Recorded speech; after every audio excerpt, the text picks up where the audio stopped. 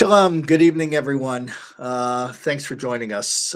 Please, whoever is tuning in right now, please share this on whatever social media platform that you use, Twitter, Facebook, Instagram, WhatsApp groups. We have important information to get across to you tonight.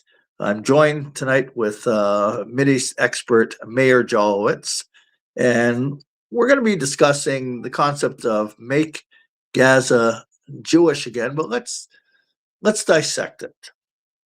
I sent a letter the other day to Jared Kushner, and in the letter I recommended that he adopt the IRA definition of anti-Semitism into his de-radicalization program, which is a key component of the 20-point so-called peace plan for Gaza. That there should be normalization with the people who started a war against Israel on October 7th, 2023. And in that war, you had not just members of Hamas that crossed over into Israel and butchered Jews, but you had Arabs from Gaza who seemingly were friends of Jews who lived in Israel and pointed out where the Jews live, who lives where. And not only that, there were thousands of rockets fired by Hamas into Israel. And then the very next day, the rockets fire came also from Hezbollah in Lebanon. It was an all-out war to surround Israel and attempt to destroy Israel. So how do we get to the point of de-radicalization, or should I say sort of like denazification, which happened with Nazi Germany when they were soundly defeated and certainly disarmed completely. Meir, in Israel, I see Arab citizens of Israel that go about their business shopping in the same malls as Jews, doing whatever they want, and without any fear. And you and I, Jews, if we went into Ramallah, for instance, we're taking our lives into our hands. We could be slaughtered right away, which has happened to Jews. Or, with this normalization program, the 20-point plan, will Jews be allowed to live in Gaza and shop in Gaza, go to a cafe and take their time about what kind of coffee they want to order? What's going on here with this 20-point plan and this normalization? And are we all supposed to just buy it hook, line, and sinker that, well, it's Jared Kushner, it's another Jew or Witkoff, and they mean the best for Israel after everything that Israel has been through? And we add another component to that. The fan club of Hamas throughout the world, in Canada included, they have marches in Jewish communities. They threaten synagogues. They bomb synagogues. They bomb Jewish community centers. They chant from the river to the sea. There is not one word spoken at any of these rallies, of anything close to a recognition of a Jewish state. Go ahead, Meir. Yeah. The last couple of pieces that I did, podcasts with you, there was an obvious theme which underscored the point that I was trying to make, and it needs to be made again. You mentioned Kushner, you mentioned Witkoff and others. When the people that we assume are our friends are the ones doing the bidding, if they are the people who we trust to sort of represent Israel's right to exist among this family of savages that surround them, we're seriously in trouble. Allow me to connect the dots also. When you talk about the hostility that the average Arab has in his shop in Ramallah or where have you, Jared Kushner has never walked through any shuk with a kippah on his head unattended by security people. What he does is he goes to the 5-star or 6-star hotels in Qatar and he negotiates what he thinks is in the best interest of Israel. For him, it's it's a real estate deal. It has nothing to do with what needs to be done. Jared Kushner has never read the Quran. But let me connect the dots. I'll use Jared Kushner as the target of what I'm trying to explain.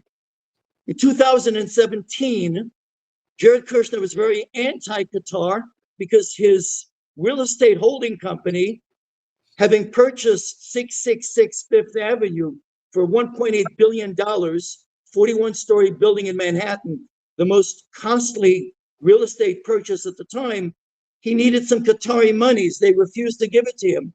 And therefore, he openly supported what was then a Saudi and UAE boycott of the Qataris. When things changed behind the scenes, when it came to real estate, not Israel's legacy, real estate, Jared Kushner all of a sudden became a fan of Qatar, and they of him. They began to negotiate. Today, Jared Kushner negotiates the future of Gaza that you mentioned, and part of that future of Gaza has Qatari governance, it has Turkish governance, it has Egyptian governance, it has import from Pakistan, from Indonesia, from Vietnam, but Israel is supposed to step aside because Jared Kushner is taking care of business.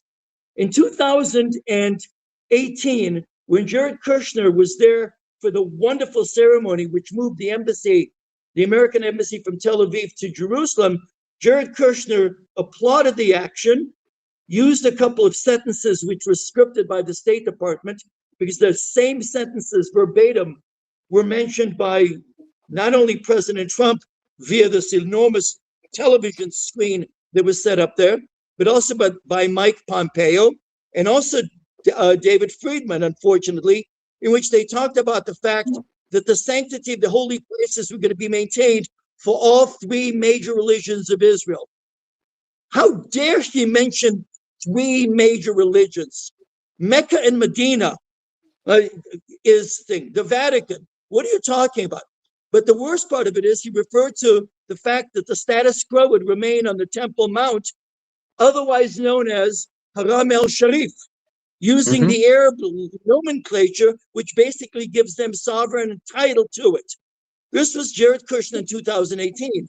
In 2020, when on January 28th of 2020, when Trump, with Bibi at his side at the White House, revealed what was then called the Peace to Prosperity, a vision for peace for Palestinian people and Israelis in the Middle East, that was it basically, and you can go to the appendix section of that 181-page document, and you find two maps, and the maps both have the demarcation of the territory that would remain Israeli and which would become, and it says clearly, a Palestinian state. On the map, it actually says the future state of Palestine. This is what they tried to sell us in January of 2020. The reason it didn't work was because the Arabs, the Palestinian Arabs, rejected it. Why did they reject it? Because it was two states, and one of them was Jewish. So instead of having that become the legacy that Trump had promised us would dominate the Middle East and establish a peace that we've never had before, it was substituted with this thing that later became known on September 15th of that same year as the Abraham Accords. Jared Kushner had come time and again when it came to safeguarding the rights of Jews in Israel. And yet we still seem to think, or some people seem to think, that he's a friend of the state of Israel. He is not. He's a real estate agent who knows nothing about the things that he needs to know about. And we have to pretend that he is on our side. We've got to stop doing that. We've got to connect the dots. We have to understand that the reason that the Saudis 2 weeks ago said that they aren't interested in joining any expansion of the Abraham Accords was because they wanted some kind of quid pro quo from the United States. And here it is. I'm looking at the article. This is from a few days ago, 3 days ago. Headline: United States approves potential $9 billion sale of 730 PAC-3 missiles for the Saudis. It's remarkable. What else did the Saudis want? I mentioned it with a podcast with you, I think it was 2 years ago. The Saudis have befriended the Americans, and what they do is they play hardball when it comes to joining this peace process, as it is fraudulently called, in order to extract some kind of American concessions. And they get them. The F-35, the big prize for them aren't these missile batteries, and it's not the F-35. The big prize for them is they want the United States to go along with what they call a civilian or a peaceful nuclear program. That is what they're going after, and they're going to get it. They also understand that Donald Trump is only going to be president for another 2.5 years, in essence, until the election of 2028. And then it ends. So they've got to score as much as they can right now. And sadly, Israel has to prevent any damage that's done, including this future governance of Gaza, until that's done. What comes after Trump, I don't know. But all I know is that the so-called friends of Israel are not friends of Israel. They're working behind Israel's back, not because they're malicious, as the Biden administration was, because they're naive, because they're stupid, because they believe the Arabs, because the whole notion of the Arabs said that they're willing to sit down and negotiate the possibility of recognizing Israel. Israel doesn't need their recognition. Israel needs security. Israel needs safety. Israel needs to be in complete control of Gaza. Because one day, you and I will be doing a podcast in a few years, and we will talk about the fact that we said so today, and nobody seemed to understand. Nobody seemed to understand. The Arab world, the Muslim world, does not recognize Israel's right to exist in the Middle East, period. Right. The Quran means something for them, period. And Turkey and Qatar are not honest brokers, as Donald has told us so many times. They're Israel's enemies. And we have to recognize it, despite the fact that Jared Kushner seems not to. When you mention Turkey and Qatar, Jared Kushner, just a couple of days ago, he gave a speech and he said Jewish concerns about Turkey and Qatar, just calm down. That's what he said. Yes. Yes. In How fact, calm here, should we be? we should be concerned. In anticipation of our discussion, I knew Jared Kushner would come up. Let me pull this one sentence. This is Jared Kushner in an op-ed piece that he wrote for the Wall Street Journal, March 14th, 2021. I'm just going to read you one sentence of a very, very troubling op-ed that he wrote. And he said, the Abraham Accords exposed the conflict as nothing more than a real estate dispute between Israelis and Palestinians. It'll ultimately be resolved when both sides agree to arbitrary boundary lines. Imagine the guy who was the keynote when it comes to actually determining the future of Gaza, because all of a sudden, having been out of the picture for 2 years, he's been brought back into the picture because Qatar wanted him there. And I remind the audience, the listening audience, that this is the same person who called the Arab war against Israel, or as it is more properly called, the Muslim war against the Jews. He refers to it as a real estate between Israelis and Palestinians. Do we have reason to be concerned? Hell yes. Hell yes. Absolutely. We're getting close to the conclusion of this episode. We're going to have a lot more because everything is moving so quickly right now, and the possibility of maybe there will be an attack on Iran. We hope so. We hope that regime is completely replaced by Iranians. There is certainly double standards going on in the world. Let me throw some figures out there.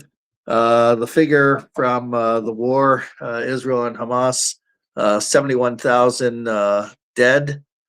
Of the 71,000, 25,000 were reported as Hamas members, fighters that were dead. 10,000 natural deaths.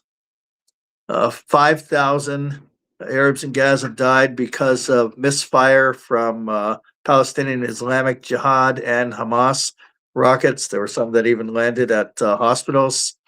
And what we have is 31,000 deaths, civilian deaths that Egypt would not allow the Arabs to flee a war zone, which is unheard of in wars. In Syria, millions fled Syria to get away from the war. In the Ukraine, millions fled. Over here in Gaza, they're not allowed to go, and they're supposed to be or honored to be human shields or whatever they want to define themselves as. And Israel gets blamed. And in 2 days in Iran, over 40,000 Iranians are butchered and slaughtered by the Khomeini regime.